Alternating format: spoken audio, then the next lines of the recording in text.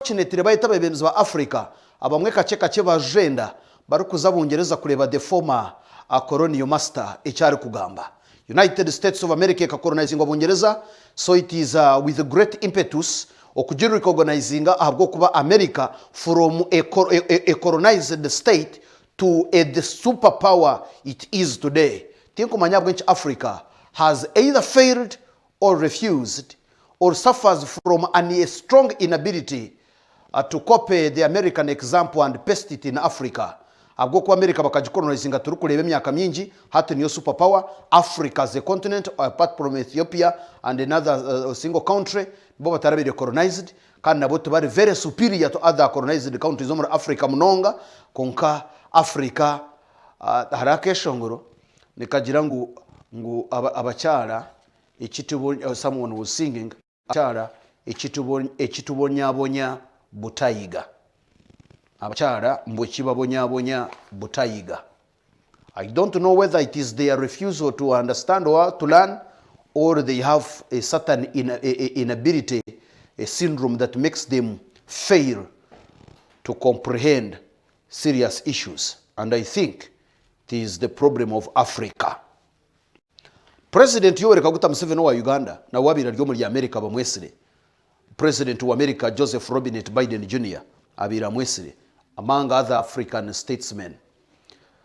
So atakagira mwebembezi akashara atakagira mwebembezi no biyabira bugira makagira ngo the problem of Africa leaders who overstay in power. Kuba lebera aske myaka 20 yaba 25 yaba shato bambuza. Your Excellency, do you still remember echiwa describing as the greatest problem of Africa being leaders who overstay in power? Yabagarukamati nkajirangu leaders who overstay in power without being elected. But I think the problem of Africa is either inability or refusal to learn from the past. If Africa learned from the past, we would be far away from where we stand today, regardless of other hiccups is affecting Africa. So, niza kushaba producer Yoruf tuleba a Sky TV irakarya abantu Sky Express program wejene beroho kurugasha mukaga kuzasha mushanju Monday to Friday na nyowekanwa kagamba Netanyahu Special Forces omuheresa wao. Now, besrabe bembeza ba Africa baba twara kuba hereze kuba president actually Uganda, some people are saying Uganda was lucky. It is Uganda's president who spoke first. Mumutero Mungaro, he spoke first and he spoke a lot of issues. President Museveni wa Uganda ashabira abajungu bakwatanise na Africa. Africa yinebebera eyinebimera eyinemiti eyinebishaka emibazi pharmaceutical na vaccines babasa kutesente ni to Africa no turukuiha ntunge emibazi eyanyamishwa eyabantu no tuongera kuri yaje okwetantana endwara preventive measures kandi kuturwara emibazi ntubatu ine capacity yo kugiyakora curative measures okorango Africa tiyagumenyuma eri kuzanirwaho. Uri kutureba Sky TV ba president na prime ministers kubahiriza kugamba President wa United States of America Joseph Robinette Biden Jr. yagamba konka batakagambira bebembezwa kuko tujya ngo bashitaba muhoro baba addressing abagenda no babino other conferences okuvuga n'abashubuzi abaryo muri Latin America investors abarkwenda kupataninga na Africa no cooperating na Africa in areas of agriculture, in areas of investment, areas of tourism, areas of trade, areas of name it. So President Museveni na nabagiga ba Uganda na companies za Uganda zikaba zine emyoreko eyibabire barokole ku muri United States of America. So if you could see here whatever urwo rupapura they are saying NSSF minister summon the issues pertaining NSSF minister summons a board and Byarugaba being the head of NSSF. So there is a little topic here, a little story that Uganda and the United States of American firms have signed huge trade deals. But there is no hugeness in these deals. If you want to know how huge or the magnitude of the deal, you ask the Chinese. China omur Africa niyeru kucheza yo okuinvestinga omur Africa whether it is in critical infrastructure, whether it is in commercial loans, whether it is in technology or otherwise.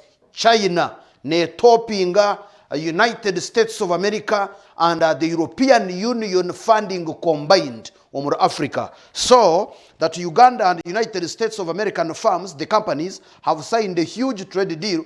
They can't kugambire trade deal ibayeta huge. Urebo bumwe abwenshi notekwa kubyetegereza. So naza kubikushomera hampaha obihurire. Number one, a companies of America ikizikirizine kolengana nitwe no kugura omugusha omuwemba sorghum. How many of you abari kureba Sky TV na Sky Express program omulimwe no haine ishamba ryo mugusha omuwemba sorghum? Ninka horu kumanya a plantation does Uganda or many people in Uganda grow sorghum on huge scale? They must be very few.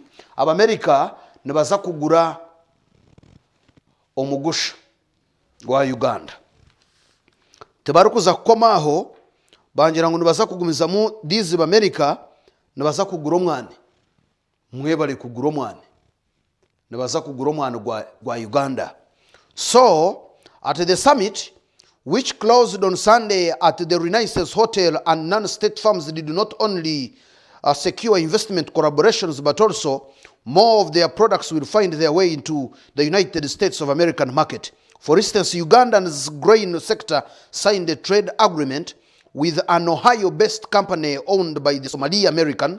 Under the deal, the grain sector under Uganda Grain Council will supply simu. Uganda neza kuba ne supply ngo muri America simu. So America bikirize kutwara ebyomire bya Uganda simu. Iworo kutureba a Sky TV. Hina horo kumanya omugigo mu Uganda yinishamba rya simu korota kumanya bani watandika nawo obyare simu abwo kuba kwekwe yo mutindo America baza kugitwara. America ngo baza kutwara simu baza kutwara omugusha sorghum omuwemba bagaraka batwara maize and other raw materials for breakfast cereal grains to the company. Kakati imwe bakamwenge bene bito bakamwenge hariho bwe bichori ebeyi yagwire mwatere njambo butaka bwacweka mwacura mwashobegwa mwayeshengereza government ngo ebitware bigure biguzo mu mashomero government yabagira ngo sente ahazo twashoberwa mu kano mu kibira mwene bichori Uganda abagiga ba Uganda hamwe na company yo mu Somalia rukutura America state ya America ya Ohio bikirize kutwara simu ya Uganda bayikiriza kutwara bichoro bya Uganda baza kutwara omwani hamwe no mugusha na no bibindi bit. So the Kapeka Bexti na Munkekera, a dried fruits farm in Nakaseke district, was one of Uganda's farms whose products attracted the interest of the American farm. Uganda's tourism sector got a boost from Mike Patel of Walton International Capital, who promised to invest in a chain of hotels in the game parks across the country. So Mike Potero guno mugiga omwana muri United States of America kandi nakunda ebya tourism and hospitality mbwena hu harabe hariyo za game reserves Lake Mburo, Kasese, Queen Elizabeth National Park. Queen Elizabeth akafa tikumanya bwinshi kagumane yitwa Queen Elizabeth National Park, bajete Queen Elizabeth Memorial National Park ninga bajindure bajete Kasese National Park. Ninga bajete Rwenzururu National Park to decolonize Africa. It could be a step. So naza kuombe kama hoteli kana mahoteli ni ganda gajena nenkuto nunji. So national park game reserves and national parks Uganda abana babanya Uganda mu bashomese bya hotel management and hospitality ninga institutional catering and hospitality baze okoro mu myanya ejo America ko baraheze kusayininga contracts basayiningire twaheza kutunga akasetako. So twaza kumuraho kace kunda agaruke niza kwoleka ahabwencha aba China ahabwencha aba America ahabwencha abajungu aba European Union ahabwencha Russia ahabwencha na India yari hifutanga kweta bemezi ba Africa na bungereze twirene beta ahabwenchi bona barukurwanira Africa. program neyetwa Sky Express Sky TV irakarya abantu nanye Netanyahu Special Forces.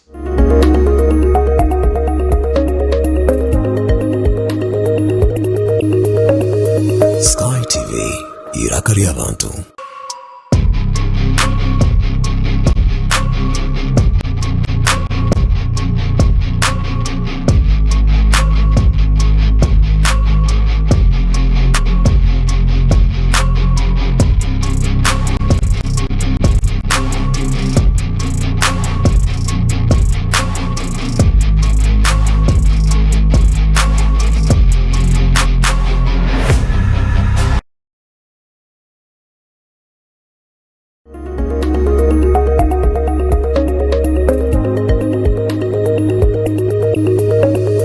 Sky TV irakarya abantu. Ndakubebaza abantu mwena abo kureba Sky TV kanda program Education and Patriotism mutarugwaho abo kuba nibyengi ebitubaretiri uryo muzire abana abo bashomere kunkato kubasa kumanya ko bakubasa kubafunamu na munonga umurye bibashomere ebe byona program yawe Education and Patriotism nanyo mutebekanisa Vincent Mujinya Bwijuka.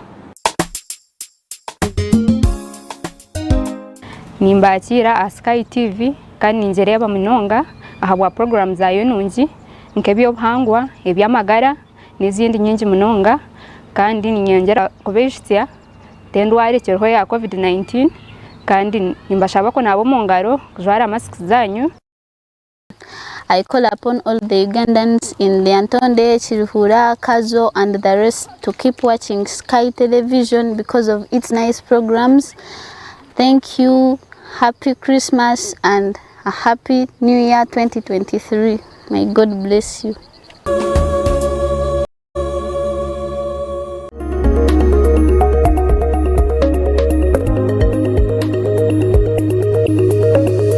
Sky TV irakarya abantu.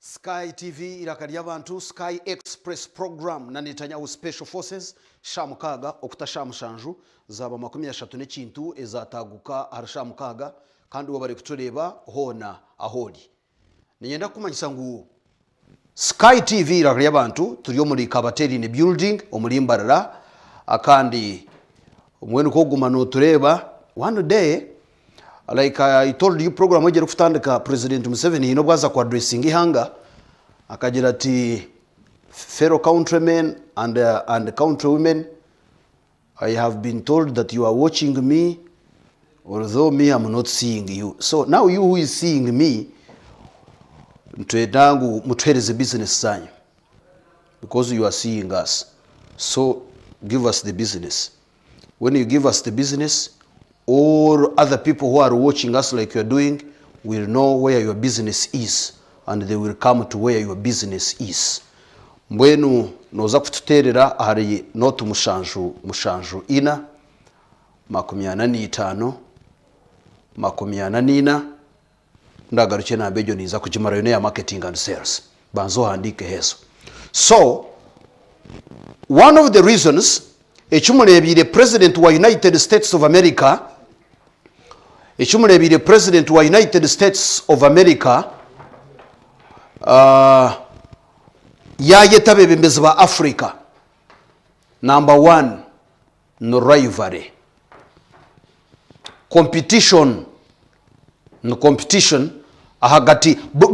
The whole of Asia is looking at Africa. The whole of Europe has been looking at Africa. Now the United States has been focusing on Africa. But where is Africa focusing?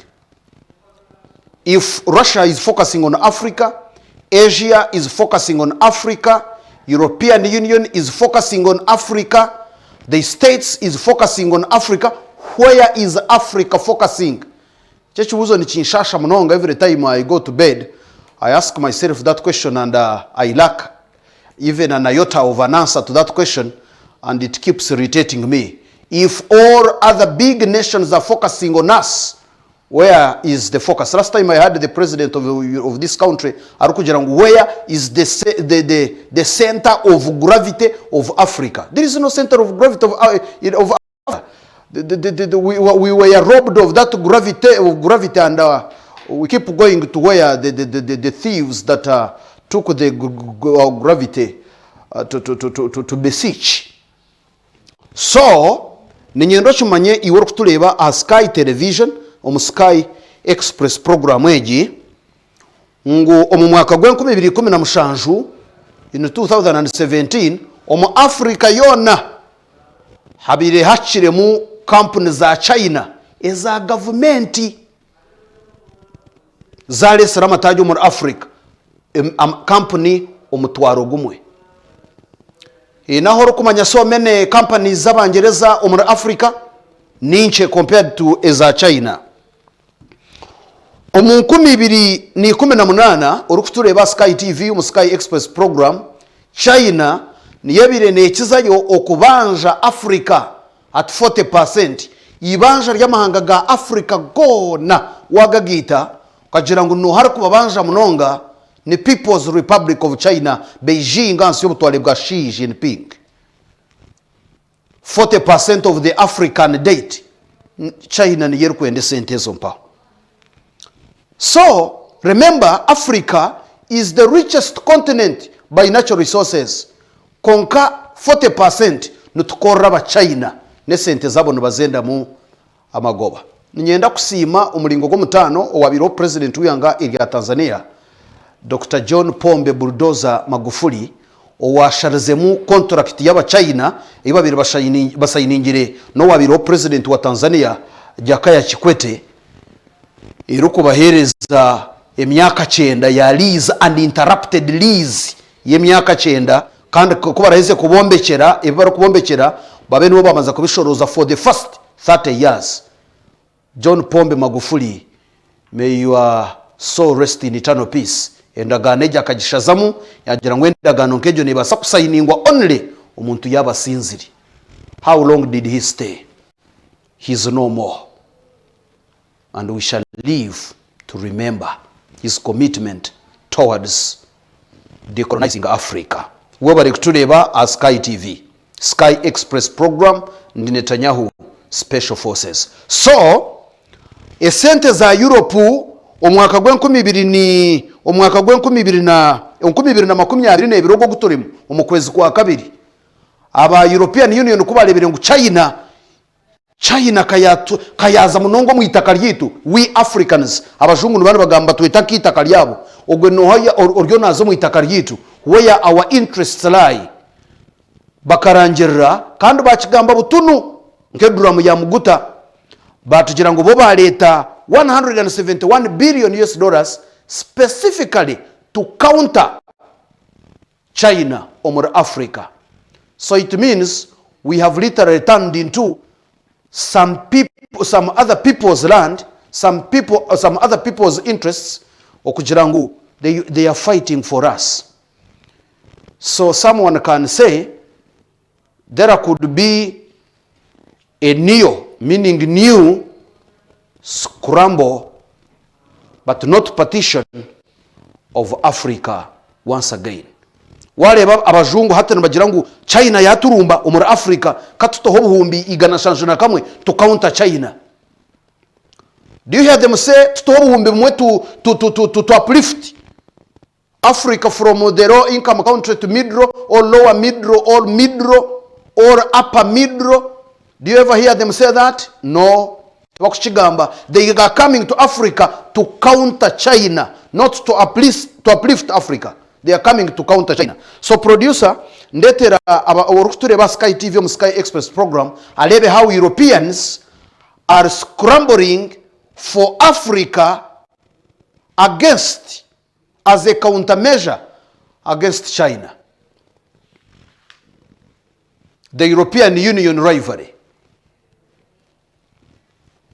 U.S.-Africa summit in 2014, many believed it was a great chance for the United States to strengthen its trade ties with the continent and reaffirm political commitments. But in the end, business opportunities turned mostly into a photo opportunity. At a distribution warehouse in Johannesburg for American-owned company John Deere, which manufactures, among other things, agricultural equipment, team members are more hopeful about the second summit. It's going to allow dialogue around the opportunities, the benefits that are currently the companies currently delivering in Africa, and also most importantly highlight the challenges to our African leaders that our people on the ground, our customers, our farmers are currently facing. The big question now, just how much can 3 days of meetings accomplish?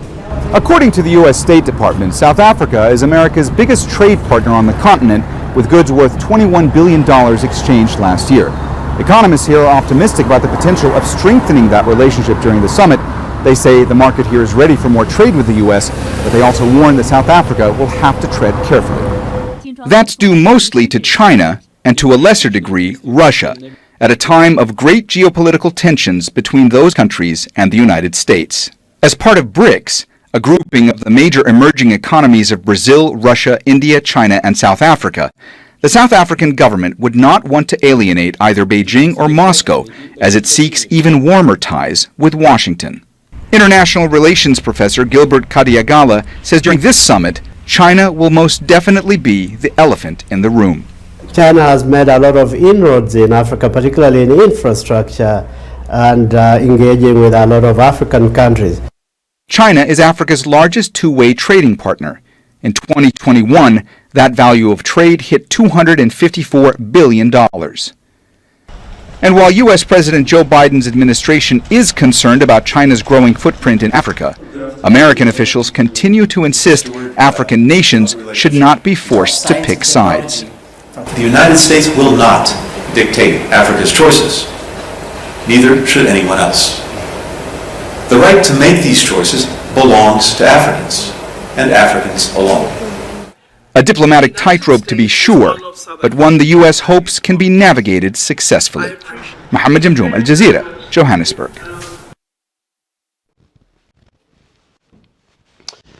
Sky TV irakarya abantu Sky Express program twasigaze chikanche.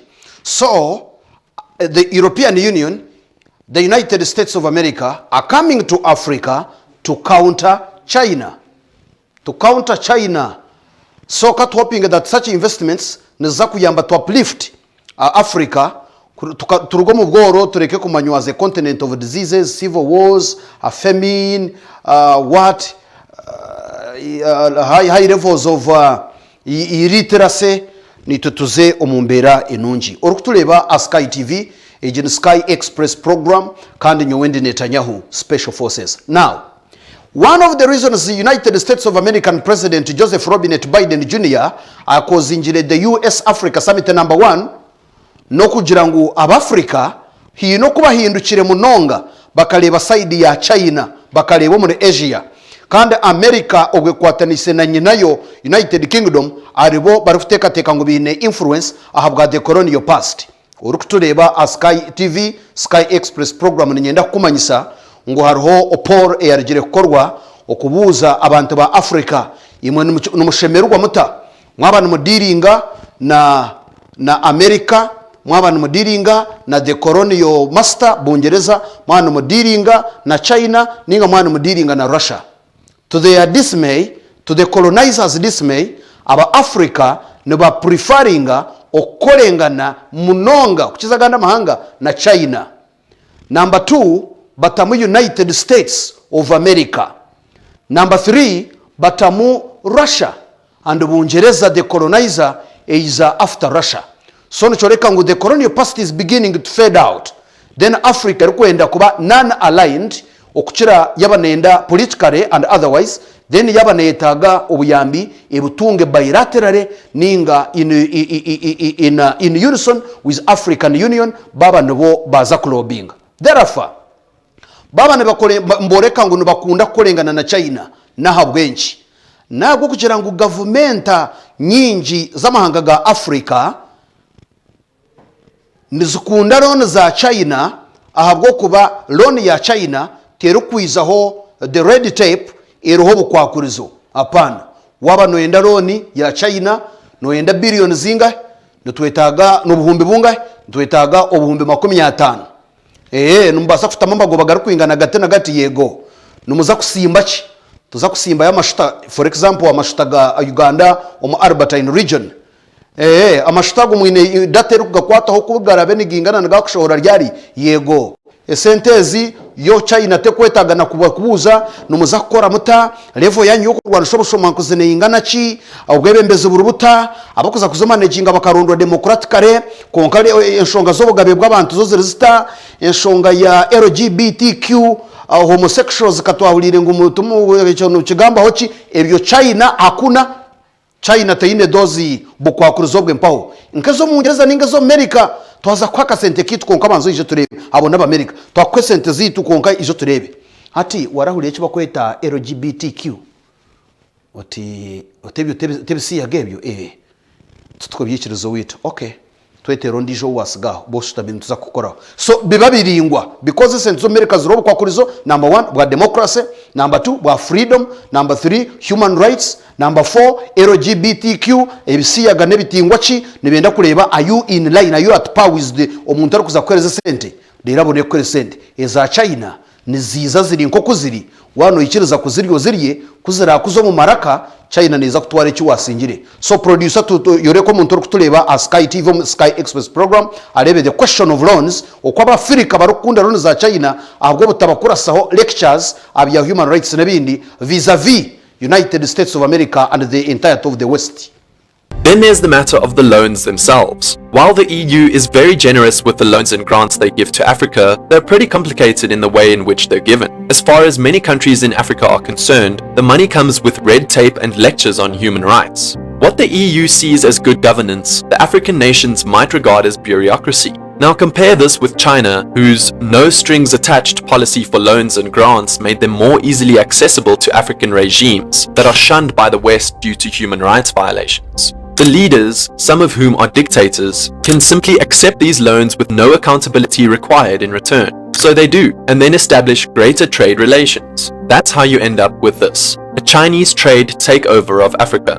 So what can the EU do? Well, at that same European Union-African Union summit which we just talked about, African leaders asked for a change of mentality in their relationships. Africa no longer wants to be considered as a donor-recipient continent, but rather an equal partner. As a result, the EU went to great lengths to illustrate the equal African-European partnership through various PR campaigns aimed at capturing the hearts and minds of the African people. Another thing that seems to be happening is the questioning of China's loans to Africa. If you take a look at this map here, all of these red lit up dots are significant financial projects or political donations that China has contributed to Africa, fully funded by China itself through loans and grants. Now, there's a lot everywhere. And this isn't bad. I mean, China has probably helped Africa more than the West has in the 21st century. But it's a question of vulnerability. Sky TV irakari y'abantu Sky Express program webare kubikuratira nitwendeze birungi orukutuleba kandi ogowona oyine omwete ninga oyino mwete gwo kuranga nitwe noza kututerera ahanambeji notu mushanju ina 85 84 noti munana 0774 454 408 aho ogo dealing n'aba marketing and sales turebe niwe okutureba you who is watching us and you turebe how the other those people other people watching us can see what you have for them as far as business is concerned.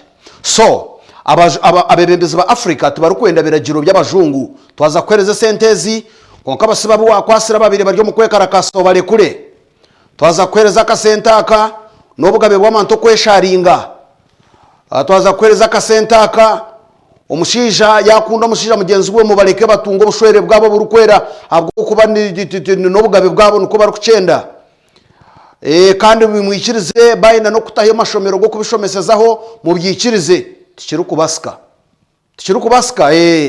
okay, the telephone number you have called has disappeared from your radar. izo nizo zagenda uze kuzironda China. So America n'abajungu kuba manyine ngo China yaza kuyutilizinga ka weakness ako kesenzo bukwakuruzo. China yiza hugely na investing muri Africa na mbwene European Union nicegiriye kurangira mu kwa kabiri kogo mwaka guriyo nuguza kwa ngo yafutaho buhumbi igana makumu mushanju na kamwe. Now ijuka continent ya Europe waroga Europe rukutora kunu nitwe the nearest neighbors. Konka ahubwo kugira ngo abajungu kurwo muri Europe za Portugal za Bungereza ezo mpaho za Spain za Belgium za Bufaransa nibo ba colonizingire majority amangaga Africa bono bateka ngo angaga Africa ninka territory zabo nibenda kureta yeberagiro nibende kibakwenda ekira komwe muri Europe kikomwe no muri Africa kandi cyo muri Africa kikorwe nko kuba rukwenda muri Europe. So the colonial past na yonka ne hauntinga abajungu aba. China waza kulema nka President Xi Jinping yaba na addressing amahanga ga Africa ninga President wihanga eria Russia Vladimir Vladimirovich Putin na chira kureka atitwe nutusharinga some aspects. For example, Russia teraba colonizingire kandi ekabayamba ho munonga umukwebambura haba kubuzi. China na yegire tunumwijuka yitwe tutaraparticipate nyiro byo kubabona bonesa no kubakubura kandi tukabayambaho umukwebamburaho abakubuzi. So that colonial past ne haunting abajungu konka twakwenda kucurira izinga nibateka ngo we are their inferiors bashime kwana batugambira ibyo gukora naco kiretira amahanga ga Africa ga changing direction garebo muri Asia umuri China okubana ho biha partnership kutari kudonatinga kutubahereza aid kuturabene twenda amashanyarazo mu Uganda twenda kuombeka karuma hati China ahabwenshi mutakwija tukikirizana mukatwereza machinery and expertise mukatimba mukaprocessingira aha dene ziturabashashure zikabana ziruga. Producer, give us the footage of the colonial past. Africa is Europe's closest neighbor. The ties that bind Africa and the European Union are broad and deep as a result of history and proximity. But this isn't necessarily a good thing, considering what that history exactly is. Europeans and Africans have a tangled history of colonialism that still haunts their relations. But that's honestly just putting it lightly. The fact is, Africans trust China more than it does Europe, and this chart shows it pretty well. China at the top, and former colonial power, the most hated. Not to mention also the least liked only after Russia. Now, China knows this. Current Chinese President Xi Jinping has constantly spoken out about the similarities between China and Africa at the hands of Europe's old colonial aspirations, and their unbreakable brotherhood forged from the struggle against imperialism and colonialism over the past 65 years. Africa simply has no reason to distrust China like it does Europe. They have no colonial or imperialist history in Africa. Once you combine this with Africa also seeing China as a fellow third world country that has grown powerful and influential and wishes to duplicate its success, then you know Europe is basically fighting an unwinnable influence war. Sky TV irakari y'abantu Sky Express program na Netanyahu Special Forces. Urukutureba China yakwe sente yonene enda sente zayo ninga magoba. Period. Jendo zitwale abashuma mu government ko barazibe icyo wasimbire koratero umusingo nibijano bagutwara. America yonenda kubanza yakwe sente nizakora abantu cyo wabagambira number 1 human the corruption index ne yoreka nguru nichi so nankataka kwata sentezi abo kuba akaba implicated ndo byo bushomankuzi government yawe yangire kurona so bushomankuzi tutarakwe sente na twazi kwereza noza kuzibya tuzirayamba umuntu the intended beneficiaries tubarazitunge so reka tukutemo next financial year as you revise yourself concerning those issues. China ebyo tebyine eine policy of non interference ebyo mundo mwihanga ryawe nebyawe bo bakwesente zikozese bahereza amagoba gabo period. Niyo nkora ya Russia ningo mwoko exchanginga n'amahango mu Latin America nka Brazil tubasa ko bahereza tubongera umugusha mumutuhereze mebaziyente enshubura nkejo ekindi kwena ngu oyetegereze today program we Sky Express neshonga ya infrastructure development. Africa etwire neteganisibwa enkuto amashanyarazi ebishayi byenyonyi konke kikunkora kubika no kurira ngo biza kombeka ebishayi by'empira should come after enkuto n'amashanyarazi n'amarwariro marungi konka ntubyetenga nabyo nibiza kwija but they are building a lot of stadia. So Africa, for example, rather China, for example, ekaruga kwombeka the Mombasa Nairobi terminal, the Mombasa Nairobi terminal na negari yomwika omuri Kenya bashemerirwe binegari yomwika bine terminal yamana hemigugeru kwizira baba ne meri bakuzo forwarding ho mutano konke sente z'China ro kubanza Kenya bazi kugambira nico warebire no mumba birebesimbire obwa president wihanga erya Kenya akaba professor Jakoya professor Wajakoya akagize atunyoni nyenda kurebuka ngo natunga MPC the testicles MPC amakote GMPC omuri China no mubazigwa mana munonga ngo akana enda kutunga MPC nyinji hamwe na nezoka bakaziya mu that venom obushegu hamwe na namakote GMPC haina bakagatwara muri China garmesente nyinyi munonga bakicizana mwatukoreba impa twabahereza amakote GMPC twabongerana na obushegu bw'enjoka mu ejoroni yahoyo akaruta arakatunjiri. So wale ba Nairobi China hereze kubombekera wale bo muhanga rya Mozambique omuri Maputo there is the longest in Africa orutindo rukukiza yoburingwa omuri Africa a suspended bridge ngororo mwarebere ahari River Nile rumpo rubazire ngo haroyi ahigurumuze kwandika yo za transmitter zanyu na nebini border suspended bridge. The Maputo Katembe is the longest African suspended bridge rukombe kwa China esente kurugomo export and imports bank the Exim Bank of China. So China no bwerabe netubanja yego konke sente zineshi zakozire. So producer ngira wakutwara twaleba the question of infrastructure development concerning Africa and China.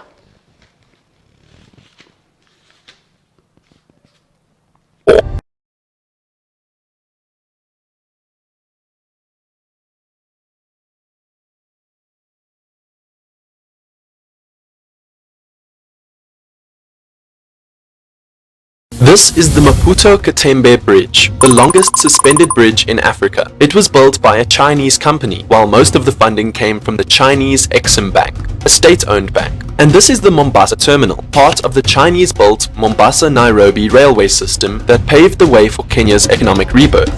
They represent just a tiny bit of China's investments in the African continent in the last 2 decades. It basically started in 2001, and by 2014, China had already granted more than $86 billion in commercial loans to African governments, financing more than 3,000 critical infrastructure projects. In 2017, more than 10,000 Chinese-owned companies were operating in Africa. In 2018, China was Africa's biggest creditor, accounting for 14% of Africa's total debt. As of now, China is Africa's largest trading partner, and if you look at this graph here, you'll see their trading relationship has only been growing too. But why is this? Why is China pumping so much money into Africa? Well, the short answer is influence. And influence in Africa, which is the richest continent in the world in terms of its natural and mineral resources, is huge. This is all part of China's Belt and Road Initiative, or BRI for short. The main goal is to construct new trade routes connecting China with the rest of the world, and thus establish a huge interdependent market for China. It's essentially China's version of a 21st century Silk Road, and this is something Europe just can't afford to ignore any longer. So in February of 2022, at the 6th European Union-African Union Summit, the EU made a play to rival China's influence in Africa, announcing a $171 billion financing package for projects and development in the continent. This funding will be spread across 7 years and account for half of the bloc's total capital allocated to its global gateway plans, pitched as an alternative to China's Belt and Road Initiative. It will be pumped into various sectors, including green energy, health, education, digital infrastructure, and transportation sector.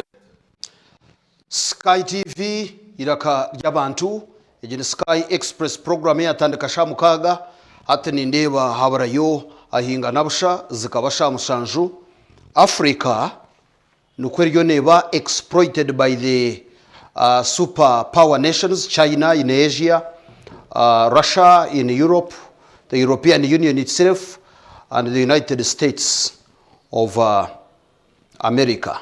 So many years ago, wabiro president wihangariya Ghana Kwame Nkrumah akazo muri Ethiopia Addis Ababa yashangayo wabiro president wihanga iliya Tanzania Mwalimu Julius Kambarage Nyerere bashangayo no wabiro president wihanga iliya the upper volta iya hindura keta Burkina Faso Thomas Sankara bagira ngo if we don't unite we shall perish. I am not sure whether the perishing has started because we have not yet united, but what I am sure of is that the colonial master has never left Africa, as Africa continues into deep sleep and slumber. Until then, Africa shall remain conquered. Sky TV irakaria abantu, Sky Express program kaga kuza mushanjo nuko yakujya nuko nagiye kugira ntyo nyowe Netanyahu Special Forces hasta la vista.